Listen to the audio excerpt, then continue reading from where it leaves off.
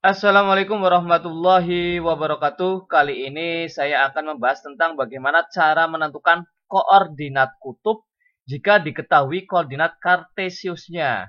Di sini ada sebuah soal yaitu diketahui koordinat kartesius titik R adalah negatif 6,2 akar 3. Tentukan koordinat kutub dari titik R tersebut. Nah, kita langsung saja bahas bersama.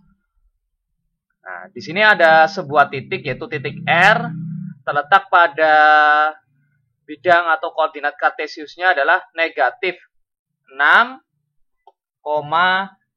akar 3. Nah, di dalam menentukan koordinat kutub jika diketahui sebuah titik dalam bidang atau koordinat kartesius, misalnya di sini saya misalkan titik P ya.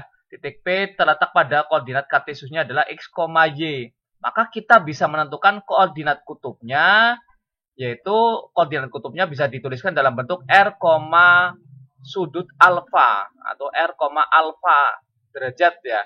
R di sini adalah jarak dari titik pusat, sedangkan alfanya di sini sebagai sudutnya. Maka kita bisa menentukan nilai R-nya ini dengan cara akar dari X kuadrat ditambah dengan Y kuadrat. Ya, itu nilai R-nya. Kemudian bagaimana kita bisa menentukan sudutnya ini, alfanya ini, yaitu dengan cara tan alfa sama dengan Y per X. Maka kita bisa menentukan sudut alfanya dengan cara arkes tangen dari Y per X tersebut. Untuk lebih jelasnya lagi, kita langsung saja bahas soal ini. Nah, langkah yang pertama adalah kita tentukan nilai XY-nya dulu. Ya. Nilai X-nya, di sini X-nya adalah negatif 6, dan Y-nya adalah 2 akar 3. Setelah itu kita tentukan nilai R-nya. R bisa kita tentukan dengan cara akar dari X kuadrat ditambah dengan Y kuadrat. X-nya kita substitusikan, yaitu negatif 6 dikuadratkan, ditambah dengan 2 akar 3 dikuadratkan.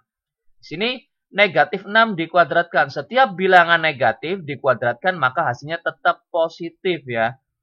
Kemudian 6 kuadrat hasilnya adalah 36. Sedangkan di sini 2 akar 3 dikuadratkan. Maka setiap yang ada dalam kurung ini atau 2-nya kita kuadratkan, kemudian akar 3-nya kita kuadratkan. 2 kuadrat yaitu 4, akar 3 dikuadratkan, maka setiap bilangan akar dikuadratkan, hasilnya adalah bilangan itu sendiri, yaitu 3. Maka tadi 2 kuadrat yaitu 4 kali 3, hasilnya adalah 12. Itu cara mengkuadratkan bilangan dengan bentuk bilangan dan akar ya, seperti ini. Setelah itu baru kita jumlahkan, yaitu 36 ditambah dengan 12. Hasilnya adalah akar 48. Di sini akar 48 itu tidak bisa ditarik akar secara langsung ya. 48 di sini tidak bisa ditarik akar secara langsung.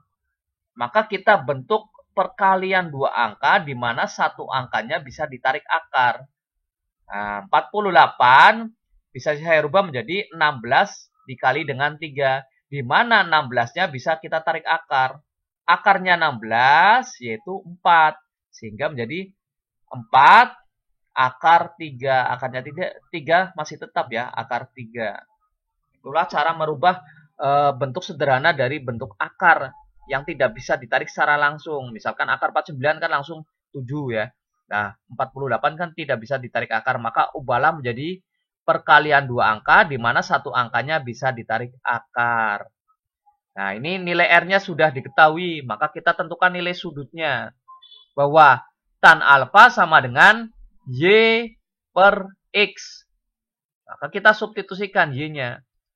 Maka tan alfa sama dengan Y-nya adalah 2 akar 3 dibagi dengan X-nya di sini adalah negatif 6. Dari sini kita sederhanakan.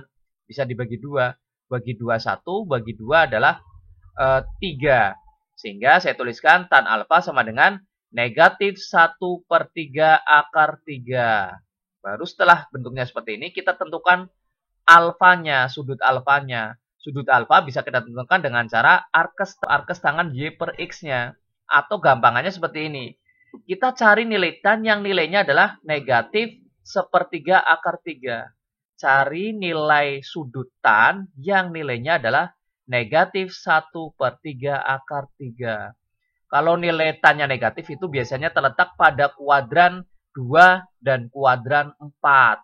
Atau kita bisa lihat tabel sudut-sudut istimewa trigonometri. Nah, dari sini ya. Ini kuadran 1, kuadran 2, kuadran 3, kuadran 4. Kuadran 1 itu terletak pada 0 sampai 90. Kuadran 2 terletak pada 90 sampai 180 ya. Dan seterusnya sampai kuadran 4. Nah, kuadran 1 yang bernilai positif semuanya, baik sin, cos maupun tan itu positif semua. Kuadran 2 hanya sin yang positif. Yang lainnya adalah negatif. Maka tan ini bernilai negatif. Kita lihat. Kuadran 2 yang nilainya adalah negatif 1/3 akar 3. Ini. Ya kan? Yaitu terletak pada sudut 150. Nah, tadi kan nilainya adalah negatif 1/3 akar 3. Biasanya kalau di dalam tabel trigonometri tulisannya adalah negatif 1 per akar 3. Ini kalau dirasionalkan, itu kan nilainya sama dengan 1/3 akar 3. Sama. Kemudian kuadran 2 ya, yaitu terletak pada sudut 150 dan kuadran 4. Nah, kuadran 4 yaitu di sini kan negatif 1/3 akar 3. Yaitu terletak pada sudut 330. Nah, ada dua nilainya ya.